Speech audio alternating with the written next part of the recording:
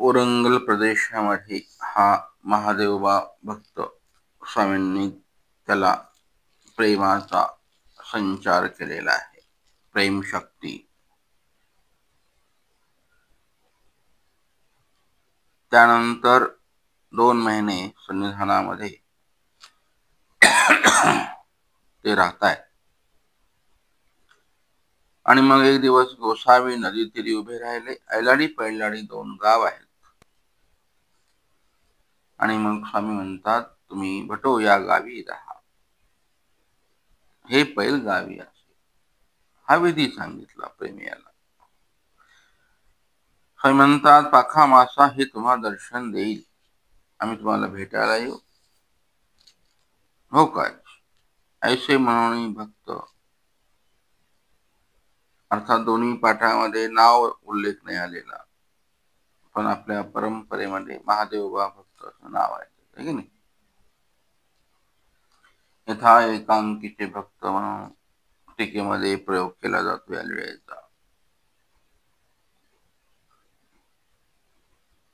मग ते भक्त त्या गावी राहिले. गोसाव्याचे मोहरे श्रीमूर्ती अवलोकित बैसले.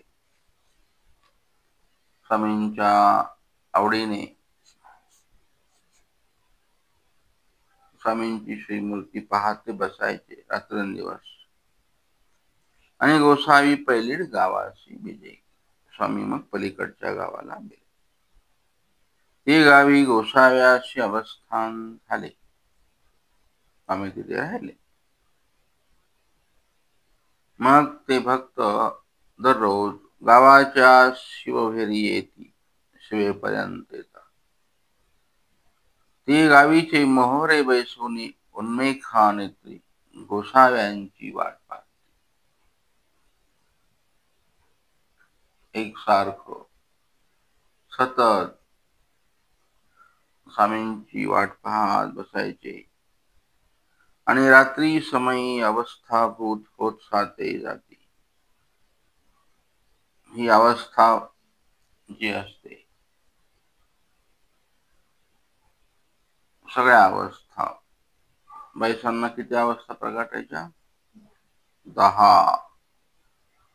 तर ह्या सगळ्या अवस्था त्यांना प्रकटून स्वेद रोमांच वैपतू वगैरे स्वरभंग, त्याच्यामध्ये ते अखंड दुःख करायचे. आणि उदयाची तेथच येऊन गोसाव्यांची वाट प्रत्येकी पाहतच असते. पुन्हा त्या जागेवर यायचे.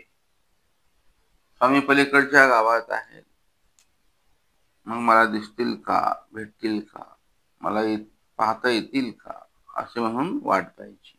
हे आपण पाहायला पाहिजे उत्तरापंथीच्या, है की नाही. ज्ञानामध्ये प्रेमाचा अधिकार आहे, तर मग उत्तरापंथी तोंड करून आपण पाहावं. उन्नयश नेत्राने आपल्या अवस्था प्रगटाव्यात.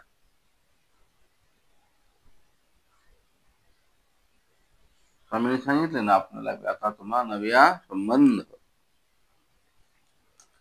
महाराष्ट्रीय असावे ही आज्ञा दिली देवाने. गंगातीरी असावे, आपल्याला जाता येत नाही म्हणून चरित्रकार सांगतात की ते त्याच वाटेवरती येऊन जिथून स्वामींनी त्यांना विभाग केला तिथे त्यांची ती रेषा संपलेली आहे, मर्यादा अस्थिपरीची संपलेली. म्हणून आपणही तसं करावं, बघावं जमतंय का आपणाला.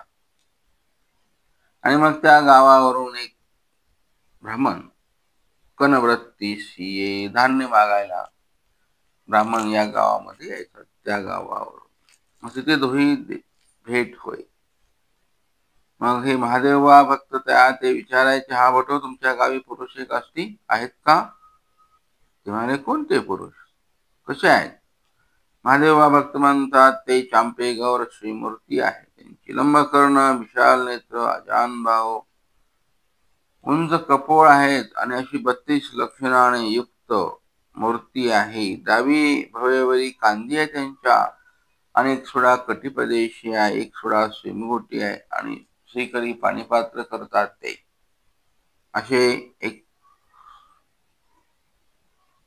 साधू म्हणाले तुमच्या गावामध्ये आहेत, तर ते असे गोसावी ते गावी राज्य करीत असते की आहेत का म्हणाले ते. मग तो ब्राह्मण म्हणतो हो हो हो, आहेत आहेत.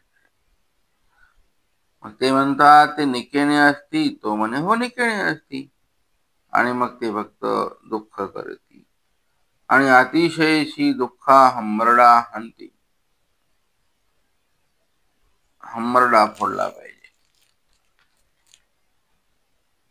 हंबरडा कधी येतोच नाही की नाही, पण तो आला पाहिजे अशी अपेक्षा करावी आपण. दुःख आणि हंबरडा. गाईचं वासरू हंबरडा फोडतो, लेकरू कसं करतात, आई नसल तर हंबरडा फोडून रडतो ते. आनंद ब्रह्मांडाची आई आहे आपले स्वामी चक्रधर, आणि ती सोडून गेली, असं झालं पाहिजे ते. मग तो ब्राह्मण ते देखे, तो भिक्षा मागणारा जो ब्राह्मण आहे, तो म्हणाले साला हा भक्त, हा माणूस काय रडतो, काय दुःख करतो. दुःखा विश्रांती होय.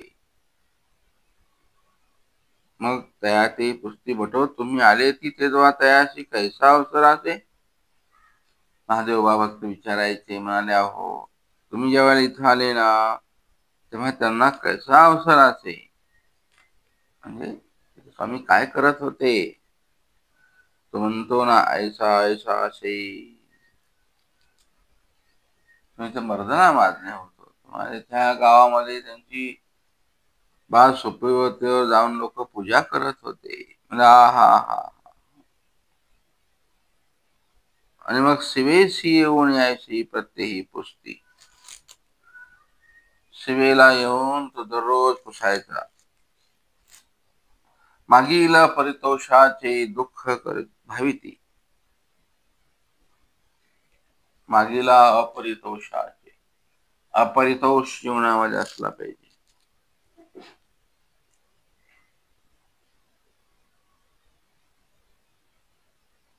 निरंतर परमेश्वराची आरती करावी, आहे की नाही.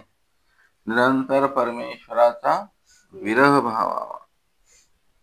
हे दोन वचनाचा आचार केले, दोन्ही वचन प्रेमाचे आहेत, है की नाही.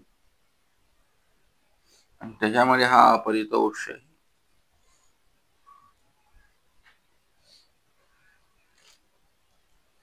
अपरितोषाचं दुःख सर्वात मोठं असतं, ते करावं माणसाने जीवनामध्ये.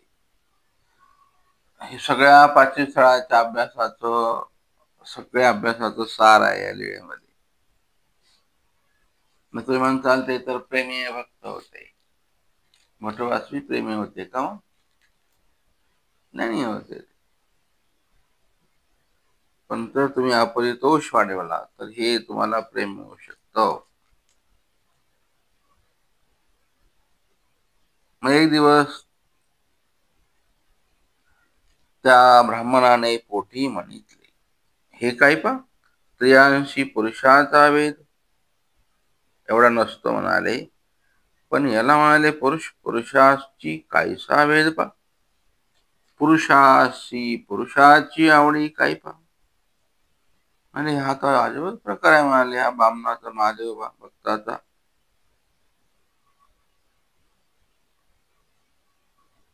आजी नाही मनोपा, मग काय करील ते पाहू. ऐसे म्हणून आण सांगितले. त्याने विचार केला, त्या ब्राह्मणाला आपण खोटं सांगू म्हणाले, बघू बरं काय होतंय ते.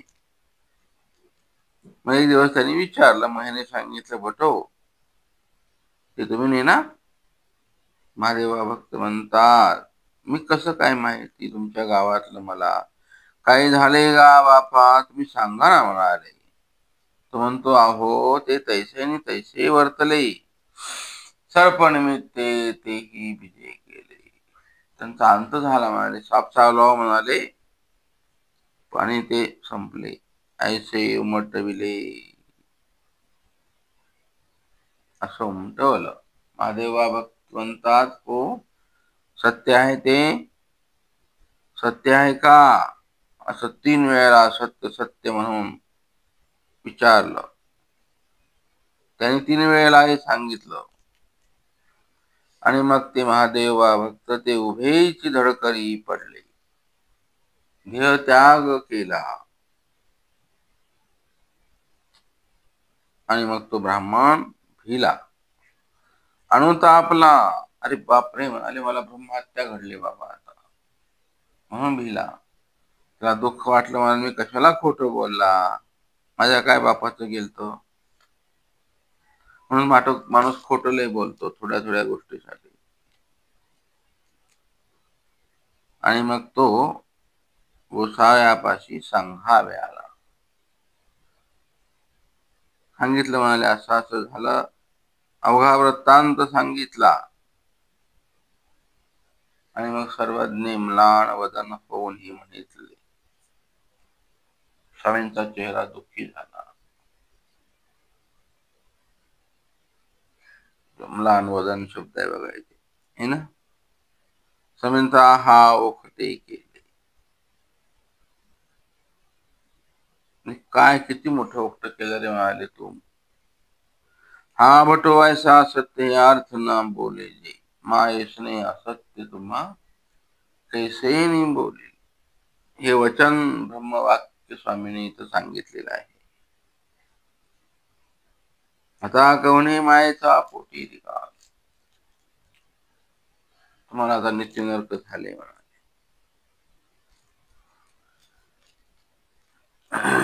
ब्राह्मण म्हणतो, जीजी म्हणाले मी हसता बोलिलो, उग बोललो म्हणाले, मी गंमत म्हणून बोलला. मला काय तो मरावा किंवा त्यांनी तसं करावं अशी काही इच्छा नसते. सहज कर्मात पाप लागेल जी. सर्वज्ञ म्हणतात, हसता बोले जे ते रडताही न पिटे. म्हणतात ना, हसून रडून फेडावं अशी म्हण आहे. ती इथून आली चैत्रातून. हसता बोले जे ते रडताही न पिटे. म्हणून हसताही लटक बोलायचं नाही. मग गोसावी तया ते पुसले भटो तुमचे पाठी कुदळ पावडे असे ते घेऊन या. मग तो गेला, ते आणलं. मग स्वामी ते विजय केले. आणि मग आता हे श्रीकरे स्पर्शिले त्याला महादेवा भक्ताला स्वामींनी दररोज ही लीळा आठवावी. मरायच्या वेळेला तर आठवावी. दररोज मरण असतं साधूचं, आहे की नाही. स्वामींनी सांगितलेलं आहे, आता मरा तर आता या क्षणापासून दररोज मरायचंय. कसं मरावं मग ते स्वामींनी श्रीकरे स्पर्शिले वक्षे स्थळेशी धरून बैसले. असं आहे. मग त्या ब्राह्मणाकरवी खाच खड्डा खणवला. गोसावी भित्री रिगवणे पाहिले. आणि मग गोसावी मानेकडे धरिले आणि पायाकडे त्याने ब्राह्मणे धरिले. आणि मग त्या खड्ड्यामध्ये खाच करतात निक्षेप करविला स्वामींनी. आणि मग सर्वज्ञ म्हणतात, बाई अशी तेच गडबडी राहावे चिना. मग हे तेथून निघाले. म्हणतात आम्ही तिथून निघालो. आणि ही गोष्ट, ही कथा, ही आठवण सर्वज्ञानी खडकुले मार्तंडाप्रमाण निराकार प्रसंगी 22 प्रती सांगितलेली आहे. अशा प्रकारची ही लीळा या महादेवा भक्ताची इथे पूर्ण होते.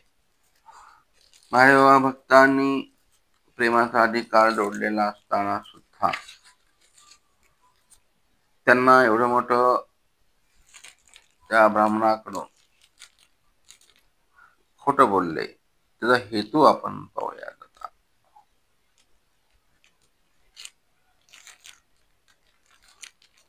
तर पूर्ण लीळेचा हेतू पाहताना पहिले ते ब्राह्मणाने काय केलं, खांडे काढून आले की नाही, आणि मग स्वामींनी कृपादृष्टीने प्रेमाचा संचार केला. तर हा जो ब्राह्मण आहे महादेव भक्त, हे दोन्ही प्रसव होते, दोन्ही प्रकारचे प्रसव आहेत त्यांचे. खांडे काढून आले हे नित्य नरक, विश्वानंद नित्य नरकापर्यंत ते पोहोचलेले आहेत आणि भजने योग्य केले. तो प्रसव आहे, स्वामींना पण माहित आहे, म्हणून तो अगोदर भजला. नंतर तिथे स्वामींनी भजन पूजन स्वीकार केलं, आहे तो मायापूर भजन प्रेमाप्रती साधन. मग ते केलं. त्यानंतर प्रेमाचा अधिकार पूर्ण झाला.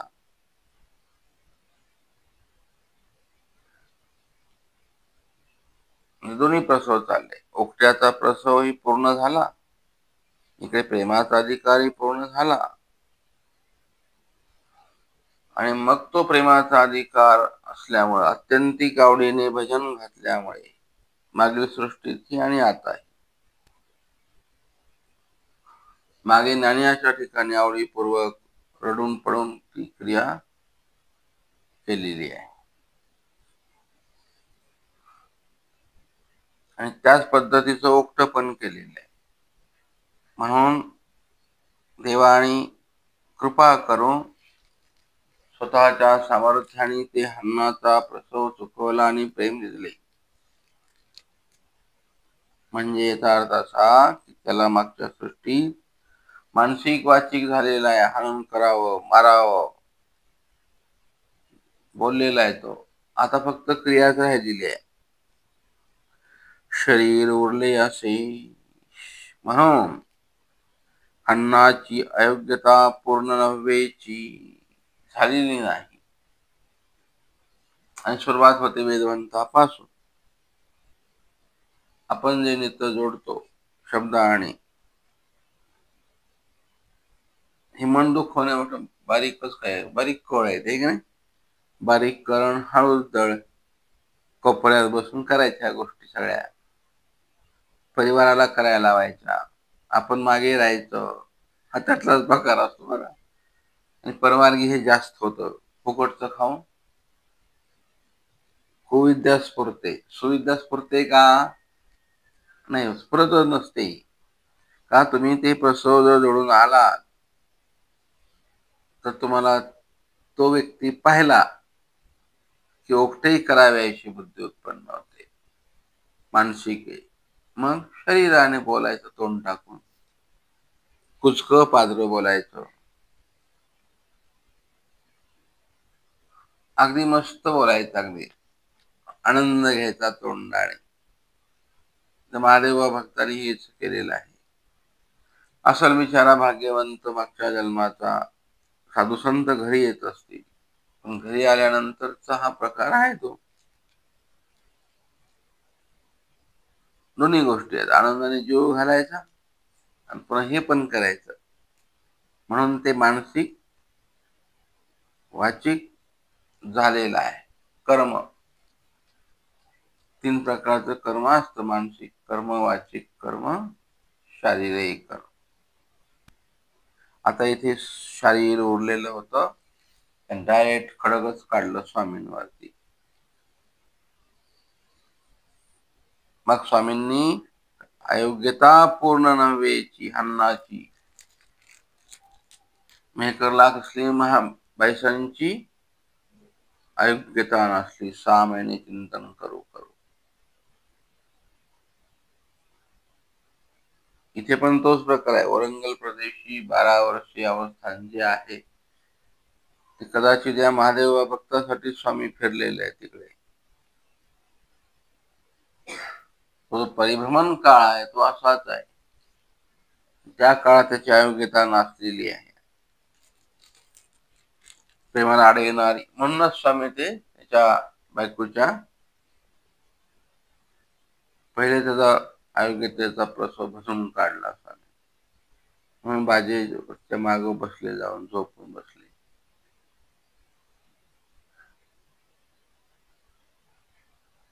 असं दोन्ही गोष्टी असतात.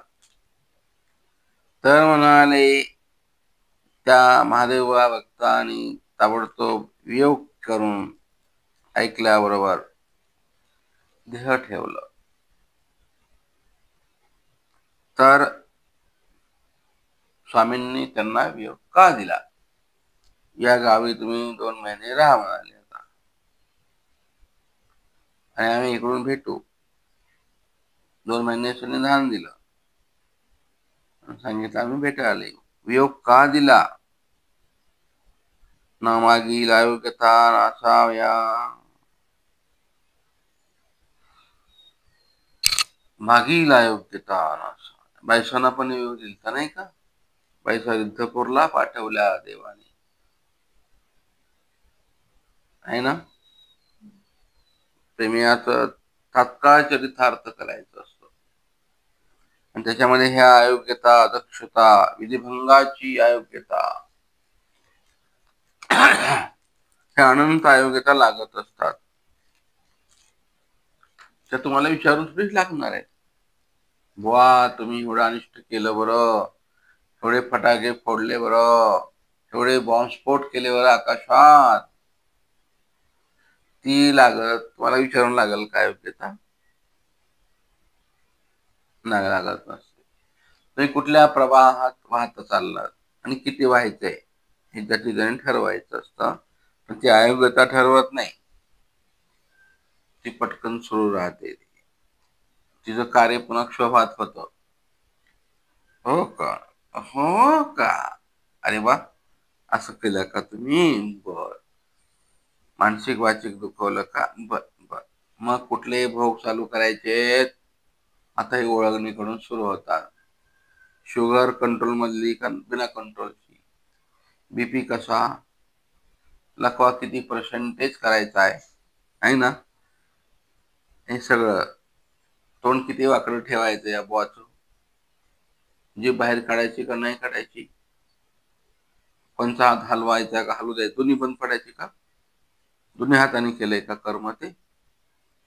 हे संविधानाचा जो क्षोभ आहे तो भयानक असतो बरं. म्हणून यापासून वाचलं पाहिजे. सांगशोभ, प्रसाद, शास्त्र, गुरु, निमित्त, उपकार, सुहृद, हे की नाही? शास्त्र निमित्त, जेवढे जेवढे आपल्याला निमित्त भेटतात त्यांच्या ठिकाणी जाऊन आपण तसला प्रयोग करायचाच नाही हा असला, त्याचं फळ असं होतं. आणि महादेवा भक्त अगदी परिपूर्ण घेऊन आलेले आहेत ते गटोडं,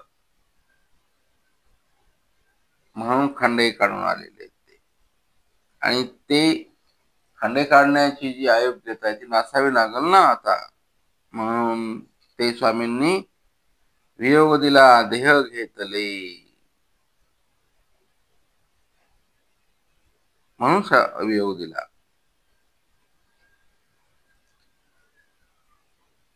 त्यांचा कड पूर्ण झाला होता. आता खंडे काढले त्या क्षणाला तिकडला कड अद्यंती दैव पूर्ण झाला. ईश्वराच्या कडाने ते नित्यनर्क चुकवलेले आहेत तिथे. तुमचा कड पूर्ण झाला. प्रसव हा कड पूर्ण करतच असतो. तमतम करायच्या बाईचा नाही का नेहमी, म्हणून तो चुकवण्यासाठी स्वामींनी पाठवलं. म्हणून परमार्गी साधू व्हायच्या आधी मोठा निर्विकार असतो, पण साधू झाल्यावर जो तमतम करतो हा बुवा, अरे बापरे. साधू जवळ जी स्वस्थता शब्दात असावी ना, सांभाळून घेण्याची शक्ती, ती तुमच्यात वाढली तर तुम्ही साधू. तुम्ही साध्य केलं स्वामींना म्हणून साधू. साधूला साधू काय म्हणतात? तुम्ही परब्रह्माला साध्य केलेलं आहे म्हणून तुम्ही साधू आहात. असं कठीण आहे. अंतर अस्थिपरी स्वामींची खूप सूक्ष्म आहे बरं, आणि हे जाणीवेच्या पोटी जन्माला असते. म्हणून परमार्गामध्ये असल्या गोष्टी करू नये. तर म्हणाले, ईश्वरीचे कडे राहिले ते अयोग्यता नासावया. आणि मग ते सरले तर्पण संबंधाने. आणि मग पुढे माया आधार होऊन ईश्वर एके वरेचे झाले. मग त्यानंतर अतिवाईके फळास भांड्यामध्ये घालून सर्वज्ञ आणि तो भक्त एके वरेचे एकाच आईच्या कुशीत जन्माला येतात. असा हे भक्ता नित्य संबंध म्हणा. अशा प्रकारे हे महादेव वा भक्त चा जो कार्यक्रम आहे तो वेदवंतापासून भक्तापर्यंत हननाला. वेदवंताला हनन केलं, मग बोधवंत आहे की नाही, मग वासनी, मग अनुसरला, मग गुरु सुरू, मग पुढे स्टेप बाय स्टेप, मग प्रेमीय भक्त. प्रेमीय भक्ताच्या पुढं ईश्वर. प्रेमीय भक्ताचा हनन कोणाला घडलं चित्रात? नावेत बसलेले होते बघा ते. बाईसांनी पण विचारलं, म्हणाले हो कोण होत ते? नाव आहेत की नाव आल्याचे नाव. त्याने सांगितलं खोटं सांगितलं. बाईसांच्या ठिकाणी जातोच ते आणि ते सावध राहा. प्रत्येक शब्द बोलून व्यवस्थित बोला. ते तुम्ही तुमच्या स्वार्थासाठी काहीच करू नका. आहे की नाही? परमार्गासाठी जीवन दिले ना. तुमचा संकल्प काय? देवाला दिलं ना तुम्ही, तर म्हणजे दिलं त्याचं तुम्हाला काय अपमान कसला घटाली तुम्ही? कसला स्टेटस आहे तुम्हाला? कसल्या मान्यता घेऊन बसले तुम्ही? कसलं अस्तित्व तुमचं? तुमचं दिलंच तुम्ही देवाला, तुम्ही शून्य झालात त्या क्षणाला. शून्य नाही झालं की मग ह्या लपेट भानगडी माग गोळ्या पडतात. हे गोळा करत राहतो माणूस. मग मान अपमान अस्तित्व मग कर हा ना. म्हणून पुढा ईश्वरी घडे ईश्वरापर्यंत. हे तो करते इथे सांगतात की त्यांनी जर अनुतापून विनविता तर ईश्वर उपयोग सांगतात. त्यांनी त्याच वेळेला विनंती केली असे, देवा मला वियोग का देता तुम्ही? माझं काय चुकलंय का? मला उपाय सांगा. स्वामींनी त्याच वेळेला उपाय सांगितला. म्हणून अनुताप आणि अपरितोष हे सर्वांचा नाश करतं. ते अविधीचा, अयोग्यतेचा, अदक्षतेचा, प्रसवाचा, पण तो नित्यदिनी असला पाहिजे. अनुतापे तापलो. कसं आहे ते? अनुतापे तापलो नित्य. देवा म्हणाले मी तपलो रे बाबा.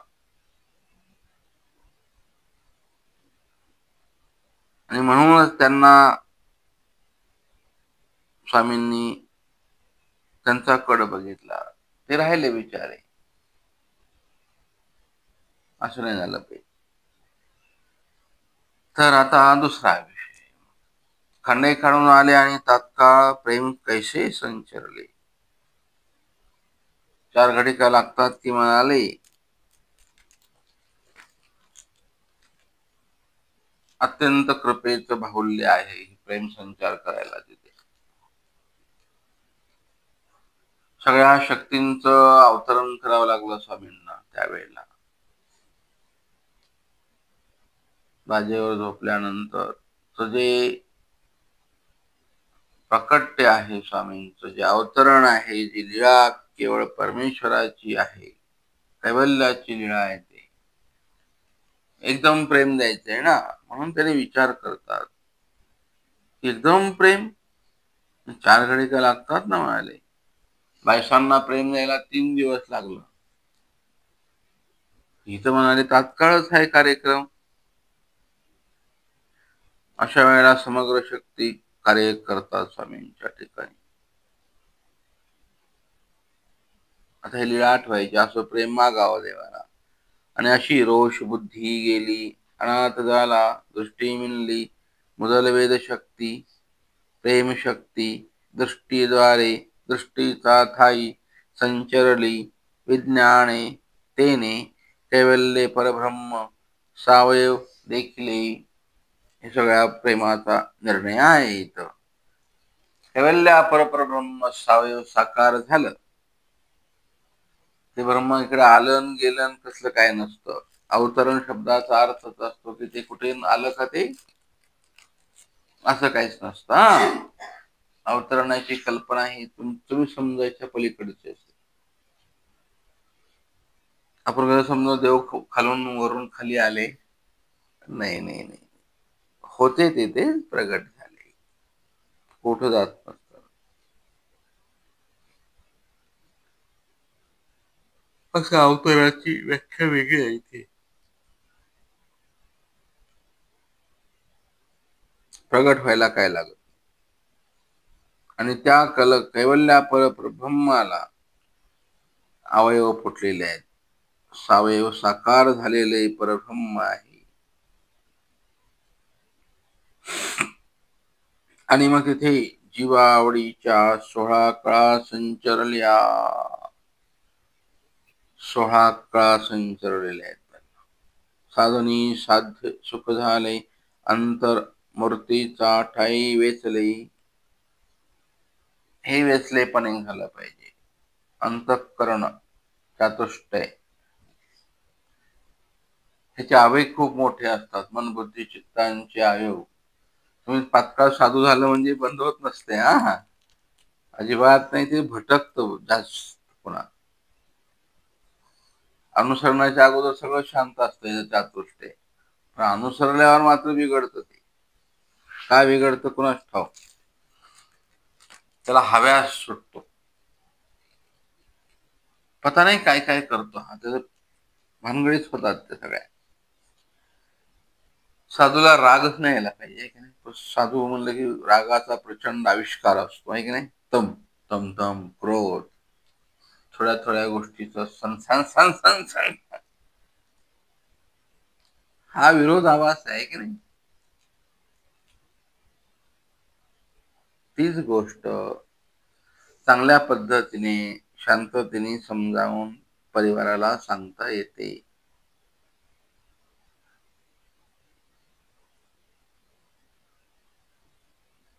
तर ते संयम ठेवला पाहिजे. तो राहत नाही. बरं, प्रेमाचं तसं नसतं. त्याचा अंतर्मूर्तीचा ठाईच्या शक्तींमुळे तो वेचल्या गेलेला असतो. वेच ज्ञानशक्तीमध्ये वेदाचं दातृत्व असतंच ना.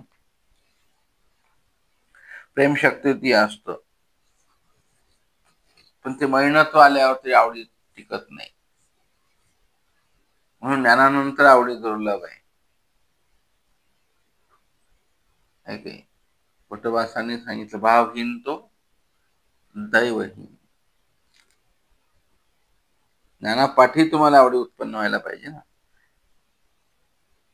अस्थीपरीचे आचार करत असताना ती आवडीपूर्वक केलं का तो विधी, त्या धावता का. आणि किती विधी आहेत आपले, 11 विधी आहेत.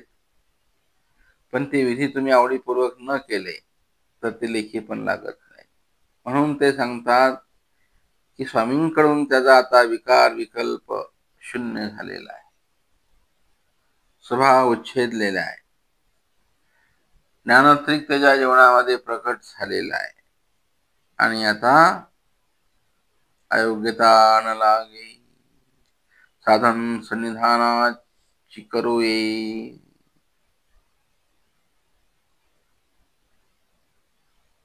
हे सगळं सन्निधानी चरितार्थ, भक्ताचे सगळी सन्निधानी चरितार्थ होय. सगळं ही चारी ज्ञानांचं कर्तृत्व, हे सगळं भानगडी सगळ्या. आणि मग ज्ञानियाचे ते ज्ञानी 16 वर्षे 4 ज्ञाने करती, त्याला शीघ्र चरितत्व करतात.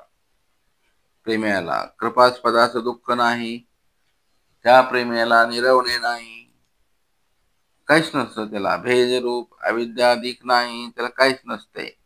निर्गुणाभागी साधन हरास नाही, कैवल्या परब्रह्मी साध्य अंतर्यागी गती आपण पे. म्हणून का याशी आपण पे दे, तर हे आपण पे दे, हे म्हणजे ईश्वर स्वरूप. पण याशी अगोदर आपण पे द्यावं लागतं. हे आपण पे म्हणजे अंतर्बाह्य अवंचकत्व न करता अस्थिपरीच्या देवतेला हा देह देणे, ह्याला आपण पे देणे. अस्थिपरीची देवता शब्द आहे का?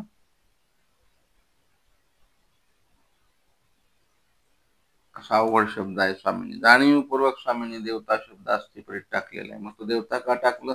परमेश्वर स्मरण टाकलं का देवानी?